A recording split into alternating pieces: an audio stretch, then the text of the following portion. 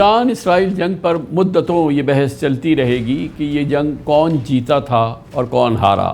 میرے خیال میں کہ آج کے دور میں جنگیں جیتی یا ہاری نہیں جاتی، بلکہ صرف یہ طے کرتی ہیں کہ کس کا کتنا نقصان ہوا اور کس کے نیریٹو نے مخالف کو شکست دی۔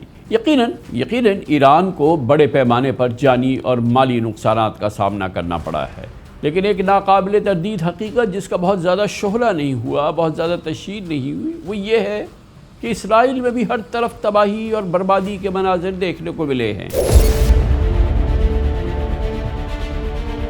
ایرانی میزائل حملوں نے اسرائیل کے سب سے مضبوط ایئر ڈیفنس سسٹم کا مت توڑ دیا، اور یہ مت کہ اسرائیل کا ایئر ڈیفنس سسٹم ناقابل پینیٹریٹ ہے، یعنی کہ اس کو نہیں توڑا جا سکتا، یہ مت اب ختم ہو گیا ہے۔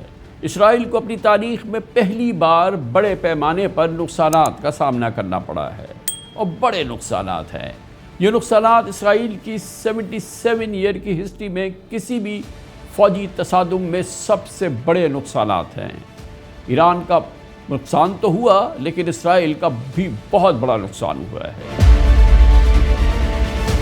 12 روزہ جنگ میں ایران کے زبردست میزائل حملوں کے نتیجے میں اسرائیل کو تقریباً $12 بلین کے اسٹریٹجک اور ڈیفنس نقصانات کا اندازہ لگایا گیا ہے، جبکہ مجموعی لاسز $20 بلین تک پہنچ سکتے ہیں۔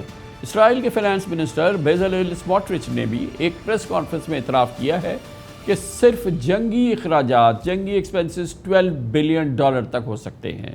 دراصل ایرانی میزائل اسرائیل کے ملٹی لیئر ڈیفنس سسٹم میں گھسنے میں کامیاب رہے۔ انہوں نے کئی اہم اسٹریٹجک ٹارگٹس کو نشانہ بنایا، جن میں کریا میں اسرائیلی ملٹری کا ہیڈ کوارٹرز، ٹیل اویو میں موساد کا ہیڈ کوارٹرز، حیفا کی عالمی شہرت یافتہ آئل ریفائنری شامل ہے۔ So we just arrived on the scene of this ballistic missile strike. The scale of the damage is stark, wrecking cars and shattering windows for blocks. Inside the building that was struck, it's easy to see how deadly this attack could have been. The destruction here is just enormous. I mean, it's hard to describe if you weren't to see these pictures. Everything is covered in dust and soot. For 12 days, Israel's war with Iran brought a level of destruction and death to their cities that for most Israelis was quite unprecedented. Although vastly different in scale, some of the devastation looked jarringly like a scene from Gaza.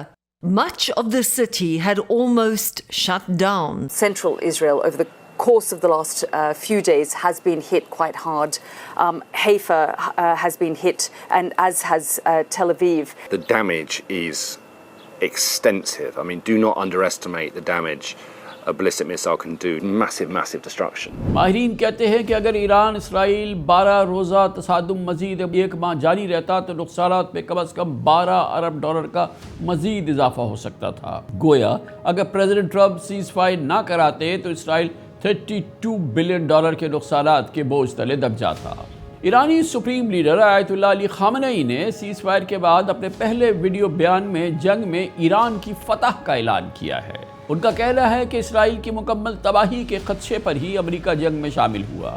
آیت اللہ علی خامنئی نے کہا کہ امریکہ کو محسوس ہو گیا تھا وہ شامل نہ ہوا تو اسرائیل تباہ برباد ہو جائے گا۔ تمام تر شور شرابے اور دعووں کے باوجود صہیونی حکومت تقریباً گھٹنوں کے بل آ چکی تھی اور اسلامی جمہوریہ ایران کے حملوں کے نتیجے میں کچلی جا چکی تھی۔ امریکی حکومت اس جنگ میں براہ راست اس لیے داخل ہوئی کیونکہ اسے لگا کہ اگر وہ مداخلت نہ کرتی تو اسرائیلی حکومت مکمل طور پر تباہ ہو جاتی۔ امریکہ اسرائیل کو بچانے کے لیے جنگ میں داخل ہوا، لیکن اس جنگ سے اسے کچھ حاصل نہ ہوا۔ اس جنگ میں کریڈیبل اسرائیلی لاسز کا ڈیٹا ایسے وقت میں سامنے آ رہا ہے جب بظاہر نیتن یاہو گورنمنٹ نے نقصانات کی سرکاری سطح پر تفصیل سامنے لانے پر پابندی لگا رکھی ہے، لیکن اسرائیلی میڈیا اور سوشل میڈیا پلیٹ فارمز پر سامنے والی تصاویر اور ویڈیوز نے تباہی کی شدت کو دنیا کے سامنے نمایاں کر دیا ہے۔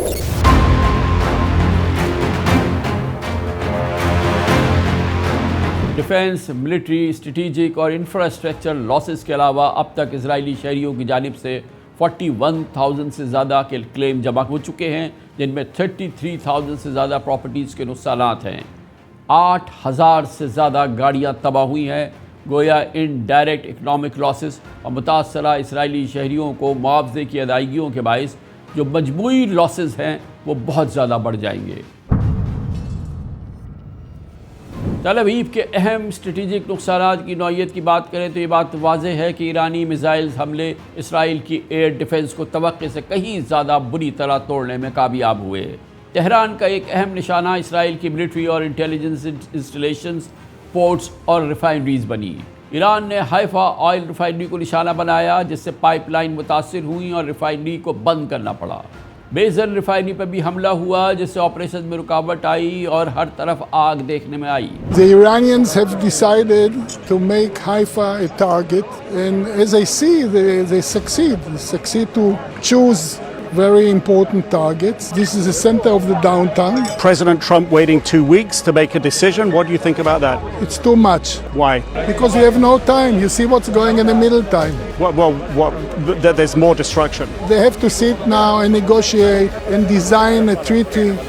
It's not a big deal because you can't live in the middle of a war. People don't like it. People are worried about their kids. There was a bomb which destroyed the whole area. Iran کے کئی missiles tell Aviv کے کیریا military head quarter کے قریب گرے جس کی وجہ سے اسرائیلی military intelligence camp Moshe ڈایان کھنڈر بن گیا۔ اسرائیل کے ہر انٹرسیپٹر میزائل کی لاگت تقریباً $4 ملین تھی۔ 12 روزہ جنگ میں ایسے سینکڑوں انٹرسیپٹر کام آئے اور کئی تباہ ہو گئے۔ انٹرسیپٹر انسٹالیشن کی تعمیر نو پر $400 ملین خرچ ہوں گے۔ اسرائیل کا بن گورین ایئرپورٹ مسلسل دھماکوں کی زد میں رہا، مسلسل بند رہا۔ یہ ان اسٹریٹجک اہداف میں شامل تھا جنہیں ایران نے کامیابی سے نشانہ بنایا۔ اسرائیل میں ہزاروں کی تعداد میں ریزیڈنشل، کمرشل بلڈنگ اور سرکاری عمارتیں بھی ایران کے میزائلوں کا نشانہ بنی۔ اسرائیل کا کوئی بھی اہم شہر ایران کی پہنچ سے نہیں بچ سکا۔ ٹیل ابیب کے علاوہ ریبٹ گان، ہولان، بات یوم، بیر شابہ کی فضاؤں نے بھی ایرانی میزائلز کی گھن گرج سنی اور تباہی کا سامنا کیا۔ یہ حقیقت ہے کہ تہران کے مقابلے میں ٹیل ابیب میں جانی نقصان کم ہوا ہے۔ اسرائیل کے 28 سٹیزنز کی ہلاکتیں رپورٹ ہوئی ہے، 3200 کے قریب لوگ زخمی ہوئے ہیں۔ تاہم دنیا نے پہلی بار دیکھا کہ اسرائیلی عوام بھی خوف کے عالم میں بنکرز میں چھپتے پھر رہے تھے۔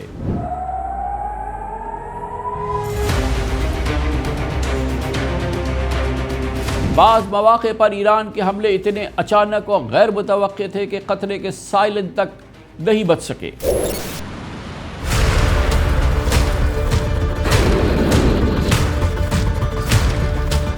اسرائیل کے ایئر ڈیفنس سسٹم نے ایران کی جانب سے اپنی سرزمین پر داغے گئے 540 سے زائد میزائلز کو انٹرسپٹ کیا۔ تاہم امریکہ کے institute of study of war کے ایک جائزے کے مطابق ایران کی طرف سے فائر کیے گئے 60 کے قریب میزائلز نے اسرائیل میں بڑے پیمانے پر تباہی مچی۔ امریکی پریزیڈنٹ ڈونلڈ ٹرمپ نے نیٹو کے اجلاس میں تسلیم کیا کہ 12 روزہ جنگ کے آخری دنوں میں ایران کے ہاتھوں اسرائیل کی بہت بری مار پڑی ہے۔ اسرائیل کی بہت سی عمارتیں تباہ ہوئی ہیں اور اسے بھاری نقصان کا سامنا کرنا پڑا ہے۔ I think it was just a tremendous victory for everybody, including Iran. Look, you know, they've got a country and they've got oil and they're very smart people and they can come back. Israel got hit very hard, especially the last couple of days. Israel was hit really hard. Those ballistic missiles, boy, they took out a lot of buildings and they've been great. Times of Israel کا کہنا ہے کہ جنگ کے دوران صرف فوجی اخراجات $5 بلین تک پہنچے، جبکہ 15,000 سے زائد شہری اپنے گھر چھوڑنے پہ مجبور ہو گئے۔ ان افیکٹیز متاثرین کے لیے حکومت کو ہوٹل اخراجات اور دوبارہ تعمیر کے اخراجات برداشت کرنے پڑیں گے۔ بلومبرگ کے مطابق اسرائیلی فائنانس منسٹری نے مالی نقصانات کے معاوضے کی فوری ادائیگی کے لیے 10 بلین اسرائیلی شیکلز یعنی تقریباً $3 بلین کا اسٹیمیٹ لگایا ہے۔ اسرائیلی اکانومی پہ پریشر اتنا شدید ہے کہ ملک کا فسکل ڈیفیسٹ یعنی مالیاتی خسارہ 6% تک پہنچنے کا امکان ہے۔ بلومبرگ نے رپورٹ کیا ہے کہ اسرائیل کی ٹیکس اتھارٹی کے ڈائریکٹر جنرل بہت تشویش میں مبتلا ہیں۔ ان کا کہنا ہے کہ یہ سب سے بڑا چیلنج ہے جس کا ہم نے سامنا کیا ہے۔ اسرائیل کی تاریخ میں اتنا نقصان کبھی نہیں ہوا۔ بلا شبہ جنگ کے دوران اسرائیل میں 12 دن اکنامک سرگرمیاں ختم ہو گئی تھیں۔ اسرائیلی فضائی حدود 12 روز کے لیے بند رہی، جس سے پروازیں، لاجسٹکس، مینوفیکچرنگ، ایگری اکانومی اور پورٹس کی انکم کا نقصانات کا اندازہ فی الحال لگایا جا رہا ہے، مگر وہ بے پناہ ہے۔ اب اسرائیلی حکومت پر تباہ حال انفراسٹرکچر کی بحالی کے لیے پریشر بڑھ رہا ہے۔ عوامی دباؤ بہت تیزی سے آگے بڑھ رہا ہے۔